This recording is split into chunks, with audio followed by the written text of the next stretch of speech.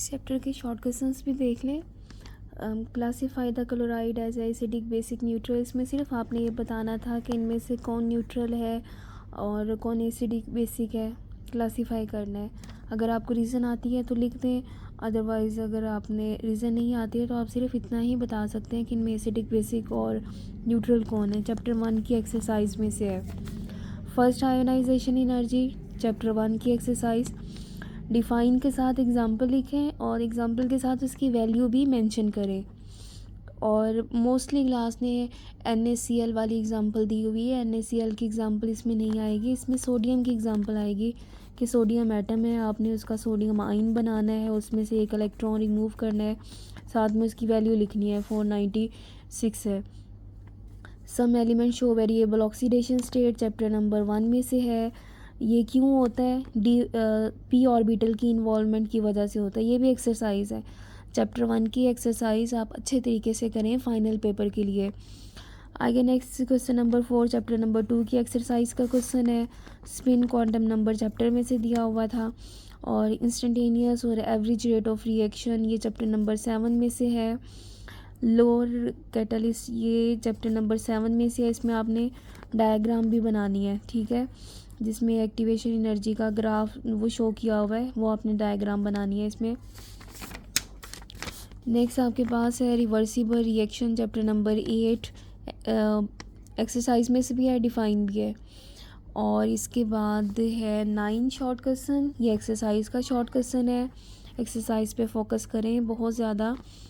HF is a weaker acid, ये chapter number है 12 में से, हैलोजन वाले चैप्टर में से, और ये एक्सरसाइज का क्वेश्चन है और इस साल का फाइनल पेपर का इम्पोर्टेंट क्वेश्चन है और ये फाइनल पेपर में आएगा ये क्वेश्चन।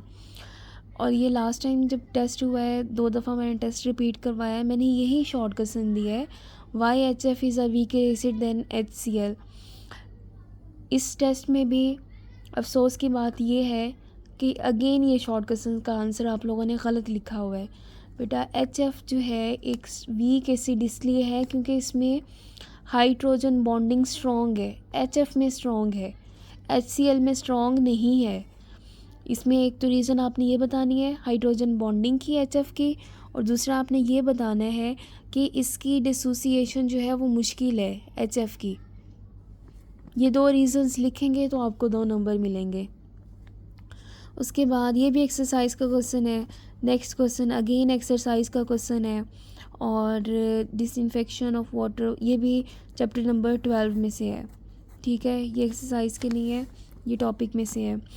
उसके बाद है चैप्टर नंबर 3, पोस्टुलेट बतानी है। बॉन्ड ऑर्डर चैप्टर नंबर 3, ये चैप्टर में से हैं सारे, और ये भी नेक्स्ट चैप्टर में से है, चैप्टर 3 में से। ये चैप्टर नंबर 5 की एक्सरसाइज का क्वेश्चन है। ये चैप्टर नंबर 5 की एक्सरसाइज का क्वेश्चन है। उसके बाद स्टैंडर्ड इंथैल्पी ये चैप्टर नंबर 6 में से है, एक्सरसाइज में भी दी हुई है, डिफ़ाइन भी, और ये मैंने कहा भी था ये इंपॉर्टेंट है। ये डिफ़ाइंस आप लोगों ने लाजमी करनी है इस चैप्टर की, और फाइनल पेपर में इस चैप्टर की डिफ़ाइंस में से आएंगे short question. Hess's law most important short question है, ये भी चैप्टर नंबर 6 में से है, ये भी चैप्टर नंबर 6 में से है। सॉलिबिलिटी प्रोडक्ट ये चैप्टर नंबर 8 में से आ रहा है। Acidic and basic buffer chapter number 8 में से आ रहा है। एसिडिक एंड बेसिक बफर की डिफ़ाइन गलत लिखी हुई है। बेटा एसिडिक बफर कौन से होते हैं? जिसमें वीक एसिड होगा और सॉल्ट होगा किसी स्ट्रॉन्ग बेस के साथ। आप लोगों ने क्या लिखा हुआ है? आप लोगों ने लिखा हुआ है वीक एसिड है और कोई स्ट्रॉन्ग बेस है। नहीं, एक एसिड है तो दूसरा सॉल्ट यूज़ होना है, ठीक है। और ये शॉर्ट क्वेश्चन आप लोग आंसर्स अपनी मर्ज़ी से ना लिखा करें, जो बुक में दिया हुआ है स्टेटमेंट बुक को फॉलो करें, ठीक है। आपको जो क्वेश्चन जो जैसे समझ आ रहा है आप लोग उसके लिख रहे हैं रीज़न्स, काइंडली सही से पढ़ा करें। पेपर जो है वो बुक के अकॉर्डिंग मार्क होते हैं, फिर आप लोग कहते हैं कि जी हमारे नंबर नहीं आते हैं। नंबर इसी वजह से नहीं आते हैं, ठीक है। जो एग्ज़ामिनर की रिक्वायरमेंट है आप उसके अकॉर्डिंग लिखें। बच्चों ने शीटों पे शीटें भरी हुई हैं, हमें उस शीट की ज़रूरत नहीं है, एक्स्ट्रा नहीं लिखना है आपने टू द पॉइंट बात करनी है, जो प्रॉपर रीज़न है। और ये जो शॉर्ट क्वेश्चंस हैं कोई भी ऐसा क्वेश्चन नहीं है जो कोई 2 पेज पे जा रहा हो या 3 पेज पे। सारे क्वेश्चंस के आंसर 2-2 या 3-3 लाइनों में कंप्लीट होने वाले हैं। ठीक है, अपना टाइम ज़ाया ना करें, काइंडली इसको फोकस कर लें। काफ़ी क्रूशियल टाइम है आप लोगों के लिए ये। 1-2 माह के लिए ना अपना ये मोबाइल वगैरह हर चीज़ बंद करके रख दें, सिर्फ स्टडीज़ पे फोकस करें अगर अच्छे मार्क्स लेने हैं तो। उसके बाद ये चैप्टर नंबर 11 में से है। नेक्स्ट चैप्टर नंबर 11 की ये दोनों एक्सरसाइज में से हैं। फिज़िकल प्रॉपर्टीज़ में आपने ये बताना है कि एल्केन का मेल्टिंग पॉइंट क्या है, बॉइलिंग पॉइंट क्या है। आप लोगों ने क्या लिखा हुआ है? आप लोगों ने लिखा हुआ है एल्केन एक सैचुरेटेड कंपाउंड है, इसमें सिंगल बॉन्ड पाए जाते हैं। ये फिज़िकल प्रॉपर्टीज़ नहीं है, इसमें मेल्टिंग पॉइंट, बॉइलिंग पॉइंट, उसकी डेंसिटी, उसकी फ़िज़िकल स्टेट, ये तमाम चीज़ें बतानी है और इसका अलहदा से मेंशन करवाया था ये शॉर्ट क्वेश्चन भी। उसके बाद नेक्स्ट आपके पास है differentiate actual theoretical yield chapter number 4, most important short question है, फाइनल पेपर के लिए एक्सरसाइज का क्वेश्चन है। नेक्स्ट आपके पास क्वेश्चन है 27.64 ग्राम। इसमें आपने क्या करना था? सबसे पहले नंबर ऑफ़ मोल्स निकालने थे, फिर उसके बाद क्या कर देना है, जो नंबर ऑफ़ मोल्स निकलने थे उसे वॉल्यूम पे डिवाइड कर देना था, मोलर कंसंट्रेशन निकालनी थी इसकी। उसके बाद नेक्स्ट इलेक्ट्रोलिसिस, ये एक्सरसाइज का क्वेश्चन है चैप्टर नंबर 11 की। उसके बाद नेक्स्ट जो है ये भी एक्सरसाइज का क्वेश्चन है और ये चैप्टर में से है चैप्टर नंबर 11 ही, चैप्टर नंबर 10 इलेक्ट्रोकेमिस्ट्री में से है ये भी चैप्टर नंबर 10 में से है। सल्फ़र रिएक्ट, ये चैप्टर नंबर जो हेलोजन वाला चैप्टर है, चैप्टर नंबर 13 में से है। ये सल्फ़र वाले चैप्टर में से, नाइट्रोजन सल्फ़र में से चैप्टर नंबर 13 एक्सरसाइज का क्वेश्चन है, ये चैप्टर में से है। और मेजर सोर्सेज बताने हैं आपने नाइट्रोजन वाले के, ये चैप्टर नंबर 14 में से है, ये भी चैप्टर नंबर 14। रिएक्शन बताने हैं सिर्फ, ठीक है, मिड में क्या हो रहा है, अपर स्ट्रेटोस्फीयर में क्या हो रहा है, ठीक है। इसमें कहानियाँ नहीं लिखनी है कि स्ट्रेटोस्फीयर कहाँ से आई लेयर, कौन सा नंबर है, ये नहीं, सिर्फ रिएक्शन बताने हैं इसमें। ओजोन की फॉर्मेशन कहाँ पे हो रही है, ओजोन कहाँ पे ब्रेक करेगी, सब शेल इसका मैंने बता दिया था क्लास में। ये क्लीवेज वगैरह ये भी इम्पोर्टेंट है, ये चैप्टर नंबर 3 में से है। और नेक्स्ट वाला बॉन्ड ऑर्डर जो है ये भी उसी चैप्टर में से है। Order of reaction chapter number 7 में से है ये। और इसके बाद नेक्स्ट ये numerical, the ionic product of water is 25। इसमें क्या चीज़ें हैं, इंतहाई आसान ये क्वेश्चन था। Ionic product of water topic अगर आपने याद किया है तो वही सारी चीज़ें हैं, सिर्फ इसमें OH नेगेटिव आयन की कंसंट्रेशन पहले निकालनी थी, फिर उन दोनों की pH एंड pOH निकालनी थी, ऐसे सॉल्व करना था। इसकी वैल्यू भी दी हुई है, यहाँ से H पॉजिटिव की भी दी हुई है, OH माइनस की आपने निकालनी है, ठीक है, pH और pOH भी निकालना है। तो सबसे पहले हम OH माइनस की कंसंट्रेशन निकालेंगे, हम ये फार्मूला अप्लाई करेंगे, अप्लाई करने के बाद ठीक है ये डिवाइड कर देंगे, आंसर आ जाएगा OH माइनस का 1 × 10⁻⁻⁷ ये निकला ही कंसंट्रेशन। अब क्या करें, pH एंड pOH निकालें।